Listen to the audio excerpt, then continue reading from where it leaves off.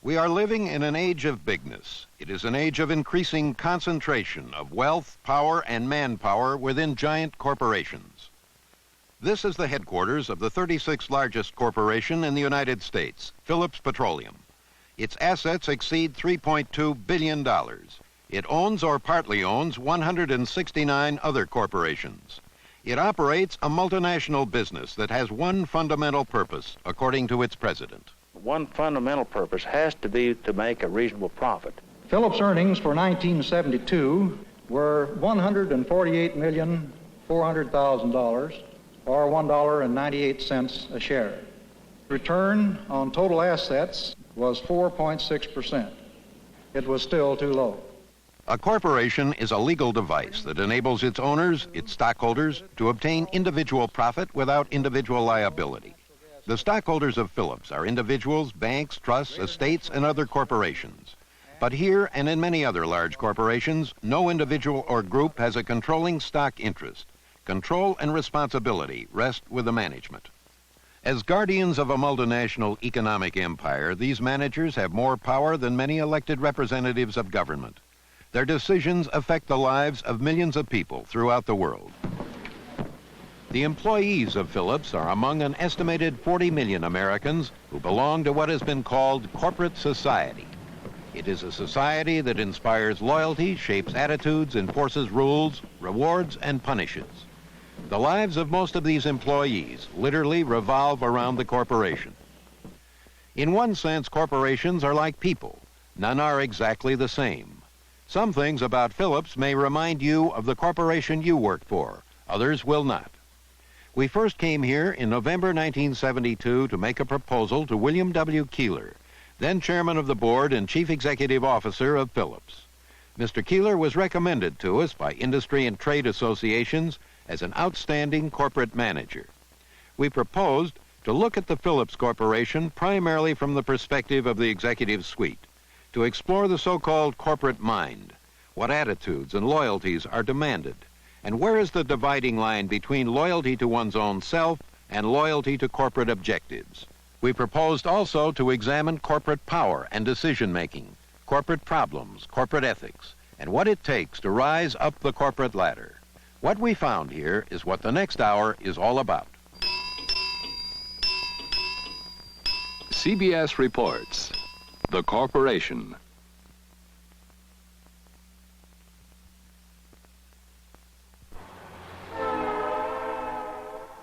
Bartlesville, Oklahoma, population about 30,000. It is 7:15 a.m. The day begins in the parking lot across the railroad tracks from headquarters, Phillips Petroleum Corporation. The corporation employs 35,000 people. 5,200 work in Bartlesville. And like other residents of the town, they call themselves Bartians. What does the corporation expect from them, the president? We expect our employees to exert their utmost efforts on behalf of the company. We expect them to not have outside interests that interfere with their work in the company. The worst thing that can happen is to have an employee that doesn't fit. A corporation has to have regimentation in order to run. So we would want people to come to work for us to understand that they must adapt to the conditions that exist. We'd like to expect more in the way of loyalty than we get from most people today. If we had the complete loyalty of our people, we wouldn't have to ask them, for example, or even suggest they buy Phillips products. They'd buy Phillips products without anybody ever mentioning it. What does the corporation give its employees? Corporate spokesman. We're giving them security. We have a retirement plan, a thrift plan, a savings plan, a hospitalization plan, a term life insurance plan, and also a long-term disability plan.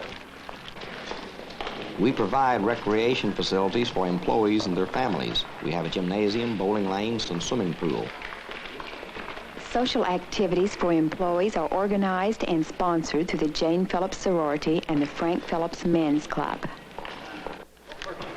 We don't tell employees how to vote, but we do give them both sides of issues. In issues concerning Phillips, we help the employees to understand that what's best for our company is best for them. The corporation views itself as a bulwark of the free enterprise system.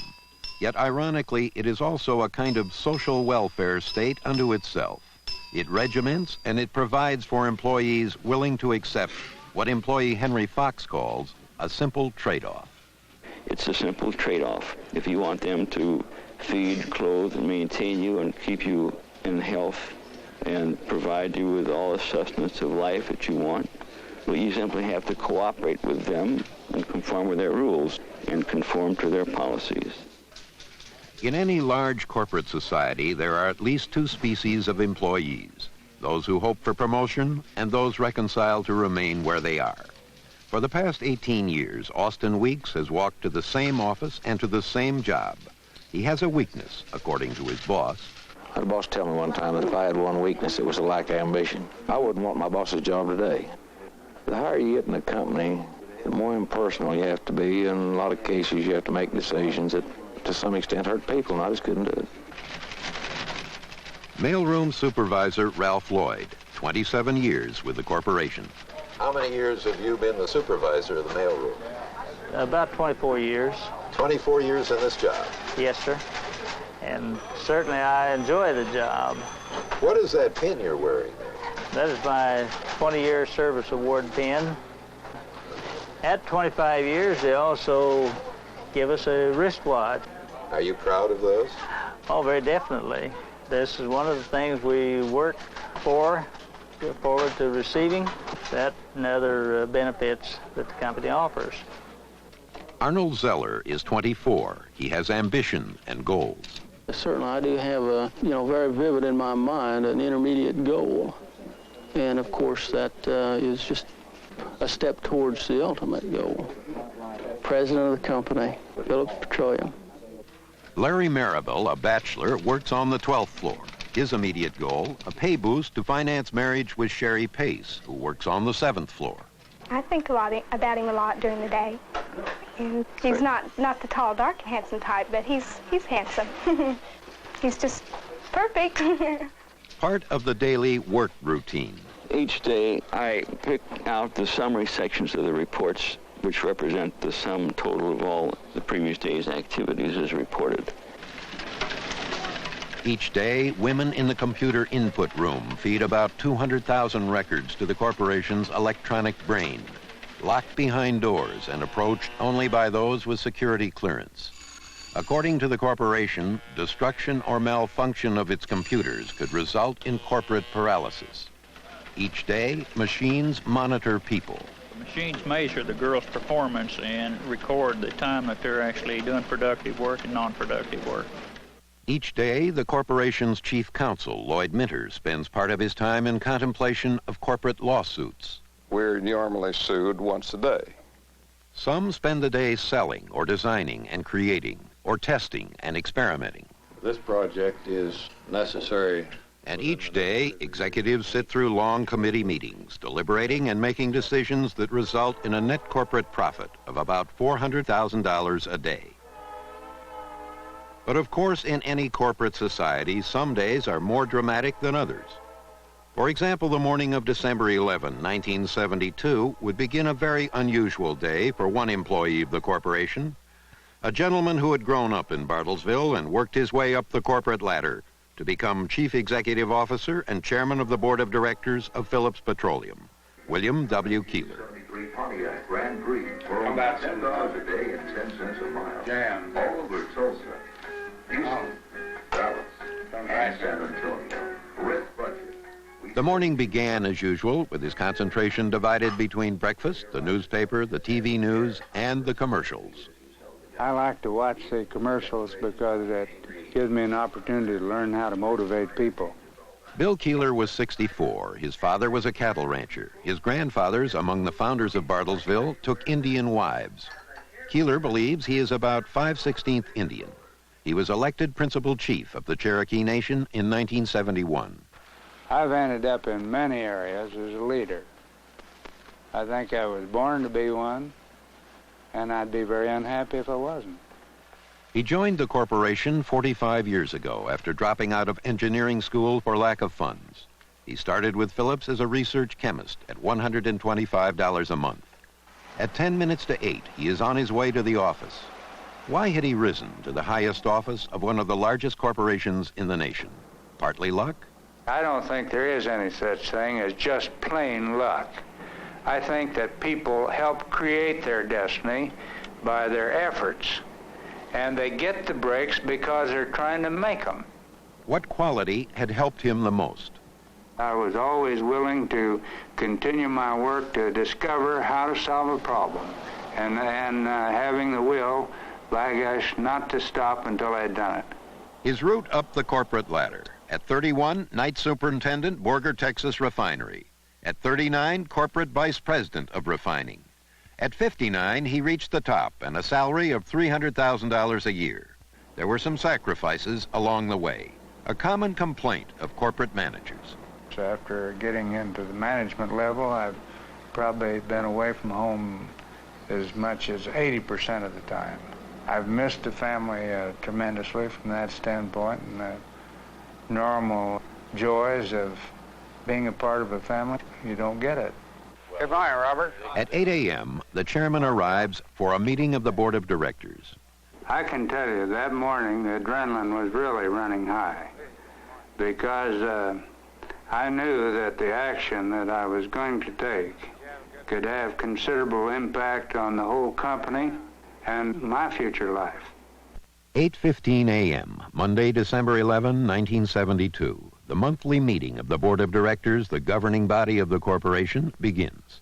In attendance, 9 officers of the corporation and 3 outside board members, including Washington lawyer Clark Clifford, former Secretary of Defense and advisor to Presidents Truman and Johnson. William Spencer, president of the First National City Bank of New York. Dr. Clark Wesco, vice chairman of the Sterling Drug Corporation. The stockholders elect the board of directors, which in turn elects the officers of the corporation. In this corporation, the board is proposed and controlled by the officers.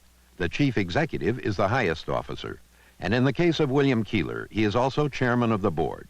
He began this meeting by giving credit to others. And I think that it'd be appropriate if I just take a minute to say first, naturally, I feel that I owe a great debt, and I think we all do, to the previous leaders of our company, to Mr. Phillips. Frank Phillips, the founder of the corporation, a nonconformist with only a grade school education. Born 1873, died 1950. He started in business as an Iowa barber and producer of a rainwater-based tonic for baldness. It didn't work. At 23, he married a banker's daughter and moved in 1903 to Bartlesville, then a booming oil town. In 1917, he started the Phillips Petroleum Corporation here in Bartlesville with only 24 employees. By 1949, Frank Phillips had achieved his greatest ambition. He was a multimillionaire and the commander of a diversified economic empire with 30,000 employees. Under Frank Phillips, employees caught purchasing a competitor's products were fired for disloyalty. To the loyal employees who paraded before him on his 66th birthday, he was known as a hard taskmaster, but benevolent and friendly to those who obeyed. They called him Uncle Frank. Uncle Frank and Aunt Jane waved greetings to the crowd. Each department of the company was represented, and the party for Uncle Frank was financed by employee donations of 10 cents for each year of service with the company. The black-robed judge on the scroll was symbolic of the legal department, who officially set this day aside to wish Uncle Frank a happy birthday. Happy birthday, Uncle Frank. Happy birthday to you. You don't know how proud I am of every one of you. And I have a just reason. You've made the Phillips Petroleum Company. Frank Phillips, an entrepreneur, was the first and the last employee of the corporation to start at the top. The professional managers who followed him to the top all came up through the ranks. First, there was Kenneth Adams, son of a locomotive engineer. He succeeded Frank Phillips as chief executive officer in 1949. He had only 1 year of college when he joined the corporation in 1920. He joined Phillips Petroleum to be a warehouse clerk. Boots, they called him, although the work was tough. Kenneth Adams couldn't work enough. He started at the bottom, but he moved with giant strides. As assistant to the president, Adams demonstrated determination and salesmanship. In 1936, he overcame opposition and drilled for oil under the Oklahoma State Capitol and under the governor's mansion. In this invasion of the Capitol, Adams was assisted by an oil driller, Robert Kerr, who entered politics with Adams' support and became one of the oil industry's best friends in the U.S. Senate. Adams cultivated other friends in politics, including Lyndon Johnson and Dwight Eisenhower, who painted Adams's portrait. Under Adams, Phillips executives were encouraged to accept important dollar-a-year jobs in government, while the corporation continued to pay their full salaries. As chief executive officer, he ruled the corporation in the Frank Phillips tradition. And during his tenure, Phillips built and acquired abroad and expanded its marketing facilities at home. Adams' successor in 1964, Stanley Learned, an engineer, the corporation's first chief executive officer with a college degree. His successor in 1967, William W. Keeler. Now, here at this board of directors meeting on December 11, 1972, Bill Keeler would announce his own successor. I think it's a historic moment because it's pointing to the fact that the reins will be in the hands of Bill Martin as our chief executive officer. William Martin, 55. Keeler had made him president in 1971. Now, as chief executive officer, Martin was promoted to the top job. Keeler would remain as chairman of the board until retirement at age 65, but he was no longer the boss. In the executive dining room, he broke the news and noted some problems he had faced when he came to office in 1967. When I came into this chief executive job, things were at a low ebb, and it looked like we were taking water, and I wasn't sure which hole was leaking. It was unfortunate that we had to lay off many, many people back there. And in a situation of that sort, you know, you can have a case where the morale would end up getting so low that further progress and further rising to occasions on the part of key people could fail. But gentlemen, you fellows didn't fail. Thank you so much, and I'll be eternally grateful to all of you. In turning the corporation around from declining to increasing profits, he had been forced not only to lay off employees, including many personal friends, but also to make changes in corporate policies and decision-making. Subject, corporate decision-making. Some wrong decisions, based primarily on the assumptions of a few former top executives, had contributed to the downward trend in profits. Was it customary as late as the 1960s for major decisions of Phillips involving millions of dollars to be based on the instinct and on the assumptions of a few top executives? Yes, I believe it was. Keeler shifted more responsibility to committees of executives. Decisions now are based on careful analysis and on teamwork. The chairman. Teamwork is so important in practically all projects because we need so many different types of information that just aren't in one individual. Subject, corporate predictions of future profits. Optimistic predictions of increasing profits attract investors and drive up the price of a corporation's stock. But if the predictions are unwarranted, investors are misled. Before Keeler took office in 1967, profits were declining and corporate predictions were unwarranted. We had had a prediction prior to my coming in that there was going to be an increase of 5% a year for over the next, or 10% a year over the next 5 years. Did those rather rosy predictions of increasing profits, in contrast to the facts that emerged, create something of a credibility gap for this company on Wall Street? Well, I don't think there's any doubt that what they created a credibility gap. What did you do about that?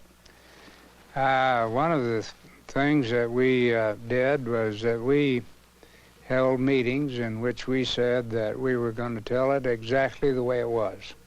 Before you became head of this company, the good image of Phillips, according to our sources, had been somewhat tainted in the financial circles when it became known that a few officers in the previous management, who shall go unnamed, either had controlling interest or their close relatives had controlling interest in companies awarded Phillips contracts. In the past, was that a practice known and approved by the company? It was known and was approved by those in the management. Was it personally approved by you? There were a few instances where I ran into several things that I didn't agree to. I brought them attention of in this instance, even the chief executive officer, and he agreed with me on those, and so they were stopped. Generally, is anybody in charge of the ethical standards of the corporation? I think the chief executive officer is in charge of the ethical standards of a corporation. Does that mean that ethical standards can change from one chief executive officer to another? Oh yes, I think I think a whole lot depends upon even eras and times. And there were some of the early heads of oil companies who felt they owned the oil companies. Felt they owned the government too, didn't they? Yes, I expect that's right.